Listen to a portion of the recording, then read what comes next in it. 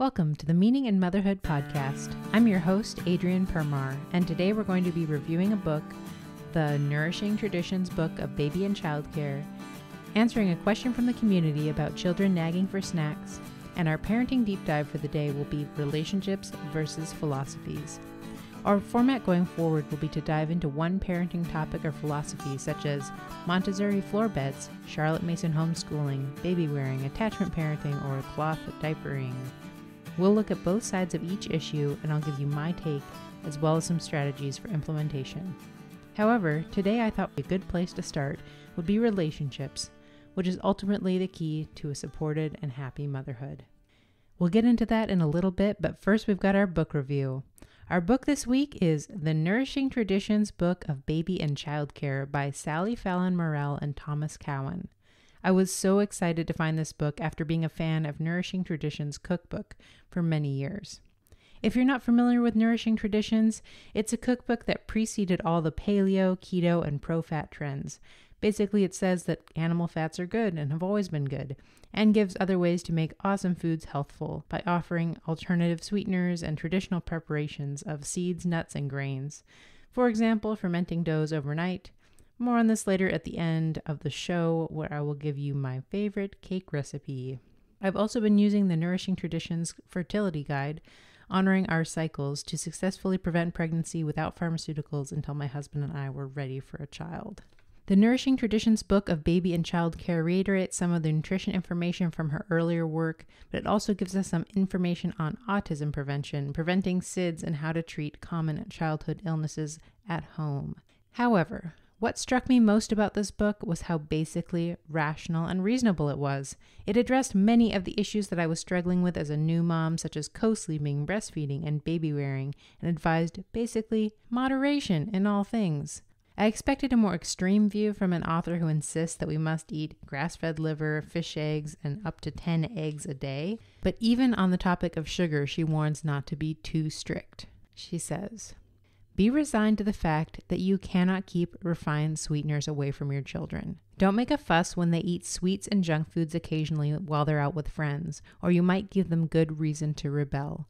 You can protect them from occasional use of sugar with a diet at home that is consistently nutritious." I love that. Just a nice moderation and making sure that you're providing good nutrition at home and not worrying too much about interfering with their relationships. Which leads perfectly into our next topic for the day, which is relationships versus philosophies. As you might have guessed, I'm a bit of a research nut. I get excited about outlandish ideas and parenting strategies that seem natural. Basically, I want to do science experiments on my child, but only the good kinds. I'm totally seduced by anything that seems natural or traditional or even modern, anything but the boring old crib and the plastic bottle. But in reality, I can become anxious about enforcing these ideas, put myself on edge, and risk alienating those around me. For example, I read on a Rye parenting book by Magda Gerber that you should never prop a baby in a position that it can't get into by itself. The idea being that it reduces their motivation to get there to that position by themselves and encourages poor postural habits. Now, as a massage therapist by trade, I am very concerned with making sure my daughter has good body awareness and biomechanics. And every time my mother-in-law or my husband would prop her on their knees, I would inwardly cringe. But ultimately, I decided it was better by far that my husband feel comfortable with his child than having everything exactly the way I want it. Same thing with my mother-in-law. Having grandparents in a child's life is clearly a boon for her development. It's really important that she have a good relationship and that I'm not always intervening and interfering. I heard an interview with Marco Gurian on the Hand in Hand Parenting podcast, and they were talking a lot about this idea that the mother interferes with the father's relationship with the child, and sometimes this prevents the natural roughhousing that would happen at home with father and child, and how important that roughhousing is for their development. Another really great book, I'll just slip in there, is The Art of Roughhousing. Really exciting. Lots of games in there for you to play with your kids if you're not that into it. But back to our topic, relationships versus philosophies. I'll give you another example. I'm on a Montessori toddler Facebook group, and I've seen a lot of frustrated questions about What do I do when my in-laws give me flashing plastic toys despite the fact that I've told them over and over again that I want only wooden ones? I totally get it. For sure, I would prefer my baby to be surrounded by natural materials and toys that my child must manipulate rather than one that's manipulating my child. But it is so important for your baby to have a good relationship with your in-laws and their other family members that I wouldn't make that big of a deal about it. Say thank you and put it in the closet, or bring it out only when they're around. Put it in the car or for special occasions when you really need them to, be entertained for a little minute. Just don't make that big of a deal about it, and try not to be inwardly uptight as well, because that's something that I can get really into, is that inward uptight feeling and, something that's happening around you that's not exactly the way you want it. But honestly, it's better to have people in your life than just be completely isolated and just have everything exactly perfect. So instead, just try and relax, and as Sally Fallon Morell put it, be resigned to the fact that your child will play with plastic toys. Of course, I'm not suggesting that you put your child in harm's way in any way or leave him in the care of a negligent or abusive person. But for things that are not such a big deal, try to shrug it off, set your limits, but when you can, prioritize people over philosophies. Don't make a fuss. You can protect them from the occasional use of screens, etc., by a nutritious diet of intellectual, physical, and mental stimulation at home. Okay, next is our question from the community. A good friend of mine sent this question in. I am so grateful. Thank you. This mama asks, my daughter is 4 years old. She's constantly asking me for food. She bothers me while I'm cooking, working, or talking with friends with, I'm hungry. But when we sit down to eat, she doesn't quite finish her food. So she's not starving to death, but she's just constantly bothering me for food. Thank you so much for your question. I'm so excited to be able to help you out with this and offer any resources that I can. I'm not, a certified parenting coach or anything like that. I just read a lot and I have a lot of ideas and resources that I'd like to share with you. So I have 2 ideas for this specific mama. First, it sounds like your daughter is asking more for attention than for just food. So we don't need to just solve the food problem, but we need to solve a connection problem as well. My connection suggestion for you is to give her 5 to 10 minutes of dedicated time, ideally every day, but especially before you engage in an adult-only activity, such as meeting up with your friends or even going for a drive. This idea comes from hand-in-hand parenting, and it's an awesome resource for anyone who's feeling overwhelmed by the parenting challenges in their lives. They call this tool special time. The main rules for special time are, 1, that it needs to be a timed, dedicated time. Okay, 5 to 10 minutes is great, longer if you have it, but make sure that you can dedicate that time 100% to your child, and ideally one child at a time for that time. So it's not time that you're going to check your phone. It's not time you're going to go to the bathroom or check the laundry or be cooking dinner or whatever else. It's 100% focused on them time, and that's why it's timed, because you need to be able to get out of it when you can. When you only can dedicate a certain amount of time to just 100% focused time, but that is their time, okay? The second rule for special time is that it's child-led. So that means that you're not coming in with ideas about like, hey, let's draw together or whatever. It's great if you want to draw with your child, but that's not special time. They need to choose what the play is. So follow their lead. And that's another really important reason why it's timed, because if they choose something that's a little too exciting for you or just like boring for you or something, it's a timed amount of time, and you can get through those 5 minutes even if it's something that you don't really ideally want to do. Of course, you can set some safety parameters about that, so if you're injured or whatever, you don't have to jump around on the couch, or if you don't want to break the couch, you can set that rule. So as long as it's something that's safe and something that you are able physically to do, that it's a good idea to just time it and let the child lead. The third rule for special time is that it's announced time. So you don't have to call it special time, because I know I thought that was a bit dumb when I first heard it. No offense to hand in hand. I love hand in hand, but basically just it has to be named time. So you can call it like Molly's time or together time or whatever you want to call it, but they need to be able to look forward to that and look back on that was my time with mommy. That was my special time. Okay. So That is the first strategy. Start building that connection piece every day and see if your daughter's requests for foods decline. My guess is that they will, because you're not feeding her every time she's asking. So, she's asking to get your attention, but she's not starving to death. We know she's eating breakfast, lunch, and dinner as well. Then I would deal with the snack issue separately. I happen to know with this mama that food is a triggering issue for her. So putting herself in the situation where she's constantly having to be the arbiter of food for her daughter is potentially causing some concern for her. Like, am I, giving her a complex by refusing her snacks or giving her too many snacks or, whatever it is. It's like, there's no getting around it. As a mom, you've got to deal with snacks, but it's a bit of a challenge because, you don't want to scar your child around food. And I don't think there's any like hard science on snacking in children. I will look into that. In fact, if you have hard science on snacks for children and like what psychological damage that may or may not do for them, that would be awesome. I would love to hear that. I'm always open to hearing research. My Instagram is Meaning in Motherhood.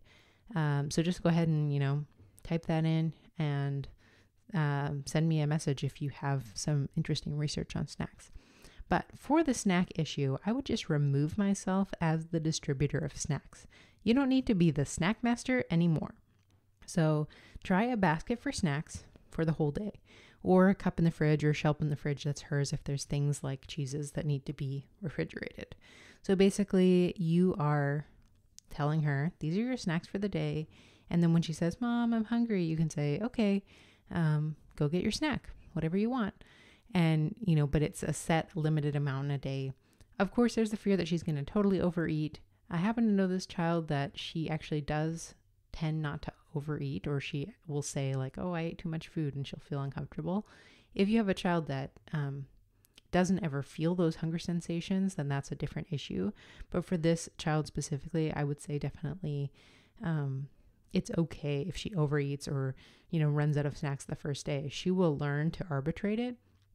But honestly, what I think will happen is that she'll probably start bothering you about other things that are not snack related, because the thing is, she wants that attention and connection with you, and asking for snacks is just her way of getting that right now.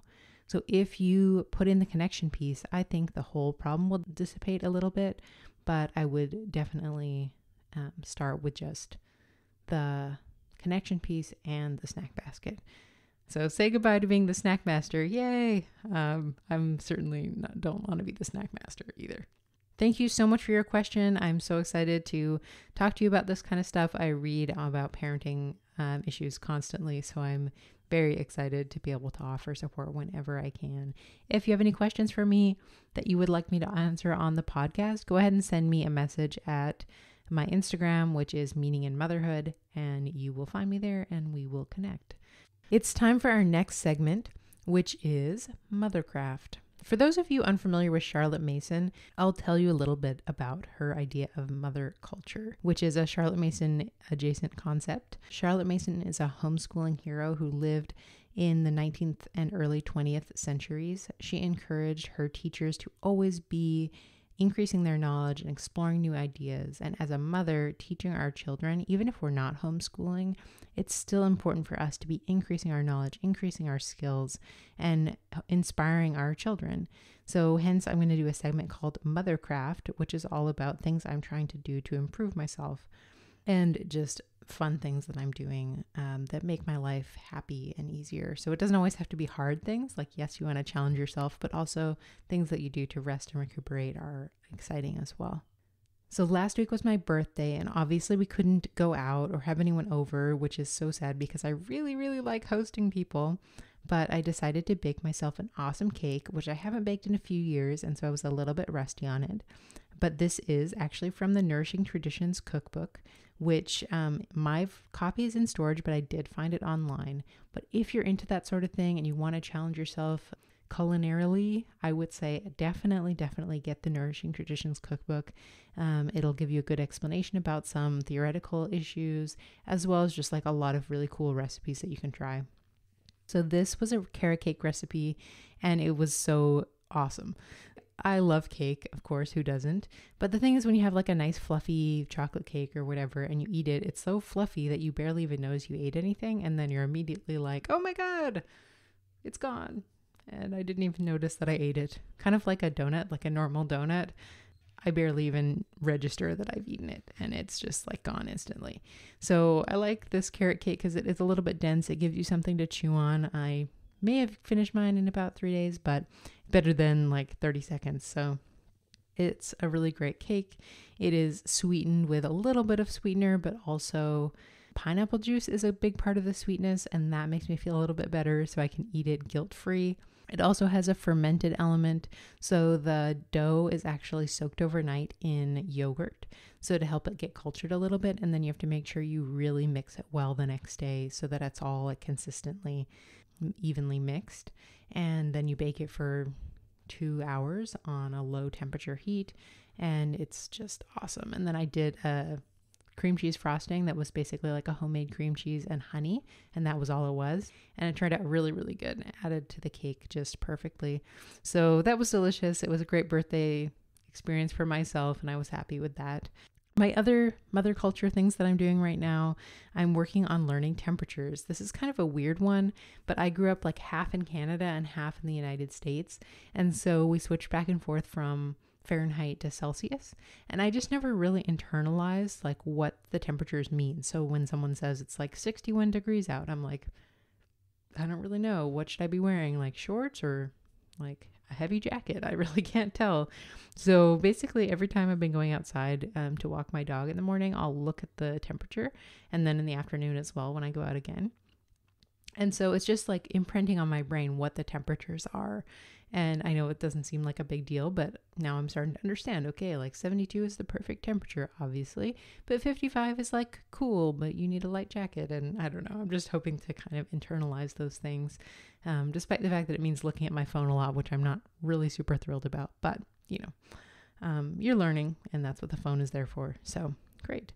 The other little thing is that we kind of fell off the wagon about saying grace, and I've just started ask the family again if we can like start saying grace before we eat.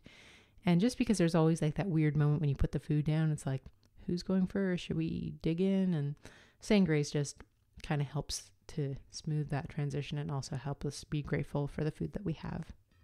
Okay, this leads me nicely into our next segment, which is stuff I like. Stuff I like, stuff I like, stuff I like. This week, my stuff I like is a podcast by Matt Walsh. It's called The Matt Walsh Show. It's a Daily Wire podcast. If you're into getting the news in an interesting way, then this might be the one for you. It is sort of conservative leaning, so I'll warn you ahead of time if that's not your jam. That's fine. But basically, he did a podcast on affirming parental rights to homeschool. So as you know, with what's going on with the COVID-19 thing, there are some concerns about rights being infringed. And there's also a lot of sort of discussion around the homeschooling issue because a lot of kids are home, obviously. Most kids are home now with their parents. And so a lot of people are overwhelmed and they just can't wait for their kids to go back to school. And that's great. Like, don't worry, your kids are going to go back to school eventually. I believe in that 100%. But for some people, I think they're realizing that they might actually want to homeschool their kids long term. It wasn't quite as bad as they thought it was going to be, or as hard as they thought it was going to be, or, you know, they just really enjoyed spending time with their kids, or their kids did better at home, or whatever it was. So there's some concern that a lot of parents are going to choose to keep their kids at home and homeschool now that everyone's had a taste for it. And it's becoming a little more normalized. So there's some people pushing back against this. And for example, there was an article in the New York Times about the negative aspects of homeschooling. There's also a symposium going on at Harvard in a little while that is all about the negative aspects of homeschooling. And they're not really presenting both sides of the story. And this is something I heard about through the Matt Walsh Show. I have a 4-month-old daughter right now, and we are planning on having several more kids. But we want to homeschool them. And so we're really interested in homeschooling rights and homeschooling strategies. So you'll hear a lot about that from me. And even though it's a little bit early for us to be thinking about these things, it's still like a good thing for us to be thinking about. And if that interests you, then yay, because you'll hear plenty about it on this podcast. Anyway, so the Matt Walsh Show is something I can recommend, especially if you like kind of a dry humor and getting your news in an interesting way. I also received a beautiful book entitled Beholding and Becoming: The Art of Everyday Worship for my birthday, and it's lovely. It's a lovely book, just overall nice hardcover, beautiful illustrations, and the author and the illustrator are the same person, so it's really cohesive in the way it's illustrated and the way it's put forward. I've already read just the first chapter, and it's so beautiful and inspiring, so I definitely would recommend that one. Also makes an excellent gift, I can say. Okay, 2 more pieces from the Stuff I Like list. I have a lot of things I like, and I could go on forever. If you're looking for something to binge, I would definitely recommend The Marvelous Mrs. Maisel. That is on Amazon Prime, I believe. It is really funny and charming, and totally, like, I got addicted to it right after I had my baby while I was totally sleep deprived and pumping and everything. But I would definitely recommend that. Very exciting. Okay, more stuff I like next week. Oh, now it's time to move on to our next segment, which is Living Ideas. And this is a section where I dive into one thought that caught my mind during the week. This week's living idea is the idea of women's curse being desire for her husband from Genesis 3:16. Now, these will not all be Bible verses, but this one happened to come into my attention, and I've been feeling it a lot. You may be wondering why a desire for her husband is a curse. So if it was sexual desire, that would be a totally cool thing, right? You desire your husband. That's the way it should be. But a different translation says you will desire to control your husband, but he will rule over you. So I don't want to talk about the ruling over part, and I definitely don't want to talk about the childbirth part right now, although I promise I will do an episode about childbirth and specifically that segment in the Bible. But just the segment that says you will desire to control your husband is like, that is a curse. I feel that in me all the time. And especially since we've been home and both my husband and I are looking for employment, just looking to change our situation, I really want to control his choices, and I want to control how he spends his time at home. And it's frustrating because I know it's not right. Like, if I ask for his help, okay, if someone asks for my help, yes, I'm going to help them, but maybe not exactly that second because I might be busy with something. And to me, that something that I'm busy with is important. And so to him, the things that he's busy with are important to him, but I don't feel that, and I don't trust him enough to just let that be. So I definitely feel that curse, the curse of wanting to control and desire to control your husband.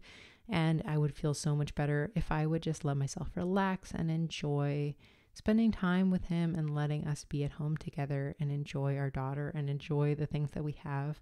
So I'm not, giving advice or anything, but that's just what I would say today is, the message overall is that relationships are more important than most other things. So just letting go the things that aren't that important and really, really letting yourself focus on the things that are important and letting that inner clenching that I am constantly holding on to, just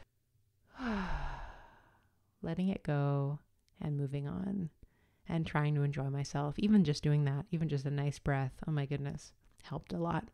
Okay, now it's the time for our final segment, prayers and support. Of course, at this time, prayers and support must go out to those who are impacted by coronavirus, specifically those in cities or stuck indoors. I'm so grateful that we are safe and reasonably unaffected where we are. And I want to also say to those who are out of work right now, I hope that we will all be back to normal soon and back to work soon. I'm so grateful that we have food on the table and a safe environment. And I am, my heart bleeds for those who are out there and who aren't in that situation. So we'll just say a little prayer and send our thoughts that way. Well, that's all for today on the Meaning in Motherhood podcast. Please subscribe. I'll be putting up episodes weekly, and you can also follow me on Instagram at Meaning in Motherhood.